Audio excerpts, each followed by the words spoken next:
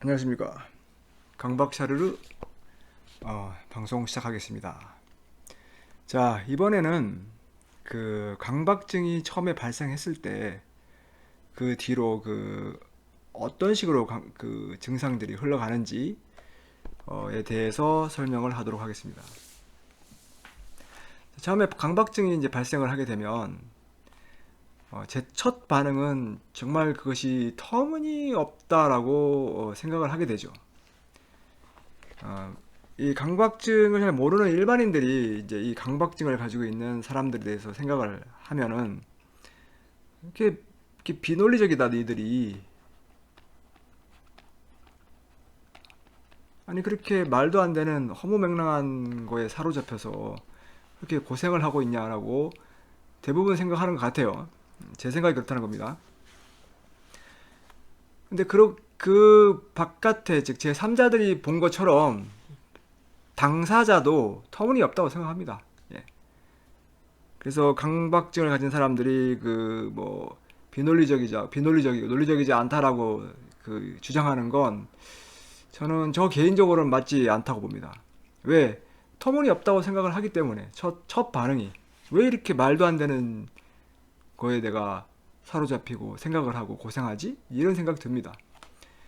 그래서 이제 이 터무니없다고 생각하는 것이 있기 때문에 바로 그 다음으로 가는 과정은 압박하고 억누르는 겁니다. 스스로를 이제 압박하기 시작하고 억누르기 시작하죠. 왜? 터무니없으니까. 강박증의 증상들이 나오면 굉장히 본인이 창피하다고 생각합니다. 이런 말도 안 되는 것으로 인해서 고통받는 본인의 모습이 굉장히 창피하죠. 그래서 안 그런 척합니다. 내가 그런 거에 고민하지 않고 있어. 내가 그런 것 때문에 이렇게 행동이 이상해지고 있지 않아. 이런 거를 이제 보여주지 않으려고 안 그런 척하고. 그래서 이 강박 사고를 원 강박 사고를 하면 행동을 이어지니까 강박 행동을 그 공격하죠. 막 공격합니다. 공격하고 압박하고 억누르죠. 이때 에너지 소비가 제일 많습니다. 엄청난 정신적 에너지를 소비하죠. 그럼 지칩니다. 지치게 되죠. 이렇게 되면은 이제 하루 이틀이지. 계속 이거 한 달, 두 달 넘어가면 이제 지치게 되고, 그래서 이제 그 다음 단계, 좀 더 효율적인 방법을 찾기 시작합니다. 그래서 그 다음에 이제 무시하기로 넘어가죠. 자, 무시하기는 여러분들의 의식이 이제 이렇게 두 가지로, 위에가 의식이 있고, 밑에가 무의식이 있다면, 이 강박적 사고나 행동이 의식으로 떠오르는 걸 아예 원천 봉쇄하고 싶어 합니다. 그래서 의식으로 떠오르는 이 강박 사고나 행동적 관련된 것들을 철저하게 무시하고 그 다음에 쳐다보지 않습니다. 쳐다보지 않습니다. 그래서 마치 의식에 이것이 없는 것처럼 투명 인간처럼 하면 결국은 얘가 사라지겠지라고 생각하면서 철저히 무시하고 쳐다보지 않게 됩니다. 저 경우는 그렇게 했던 것 같아요. 근데 그것이 사라집니까? 제 경우에는 절대로 사라지지 않습니다. 마치 의식에는 없으니까 뭐 모든 상황이 이제 해피하게 진행돼야 돼야 되는데 그 마치 그 몸에 가시가 하나 박혔으면 그거 무시한다고 가시가 사라지지 않는 것처럼 계속 뭔가가 계속 잊을만 하면 아프고 잊을만 하면 아프고 잊을만 하면 괴롭고 그런 상황이 계속 이제 되니까 결국은 이제 당황하게 되죠. 그 자신이 통제할 수 없는 이러한 어떻게도 사라지지 않는 이러한 강박 사고라든지 강박 행동은 본인을 당황하게 하죠. 내가 어떻게 컨트롤할 수 없다. 내가 컨트롤할 수 없다는 것에 이제 내가 컨트롤할 수 없는 것이 있다는 것에 제법 당황하게 되고 시간이 지나면 이것이 당황이 뭐 한 달 뒤에 나올지 1년 뒤에 나올지는 모르겠지만 저 경우는 잘 하도 옛날에 기억은 안 나는데 어쨌든 당황했던 것 같아요. 이렇게 당황하게 되면 결과적으로 이제 자신에 대한 믿음이 하락하게 되죠. 자신감이 떨어지는 자신에 대한 믿음이 하락하게 되니까 점점 이제 사회생활이 위축이 되는 쪽으로 이어집니다.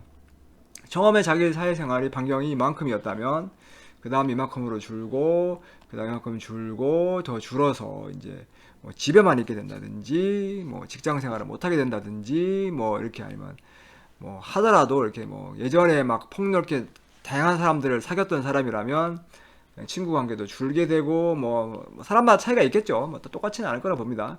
어쨌든 간에 강박 본인의 강박증이 튀어나와서 굉장히 난감한 상황을 피하려고 하기 때문에 결과적으로 그런 것들을 하지 않게 되죠.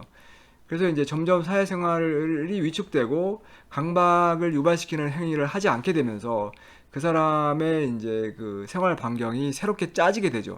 그러면서 스트레스를 줄입니다. 결과적으로는 줄여서 이제 거기에 익숙하게 되는 거죠. 이렇게 이제 흘러가는 것 같아요. 자, 지금까지는 강박증이 발생했을 때 어떤 식으로 흘러가는지에 대해서 한번 가볍게 살펴봤고요. 정말 중요한 부분은 저는 여기서 이번에서 가장 중요한 거, 이번 동영상에서 가장 중요한 것은 강박증을 가진 사람들이 결코 비논리적이지 않습니다. 예, 터무니없다고 정말로 생각합니다. 예, 그래서 억누르는 거거든요. 창피하다고 생각하고 그래서 무시하는 겁니다. 그래서 이 부분은 굉장히 중요한 부분이에요. 예, 그래서 강박증이 걸린 사람이 내가 비논리적이라서 이런가 보다라고 해서 자꾸 논리성을 키우려고 하는데 저는 개인적으로는 그거는 아닌 것 같아요. 예. 이미 충분히 논리적이다. 어떤 면에서는 충분히 논리적이기 때문에 강박증에서 벗어나기 위해서 이 논리를 향상시키는 것은 제가 봤을 때는 큰 도움을 주지 못합니다. 예. 오히려, 그러니까 아예 도움이 아예 안 돼요. 예. 마이너스도 아니지만 결코 플러스도 아닙니다. 예. 자, 오늘 여기까지 하도록 하겠습니다.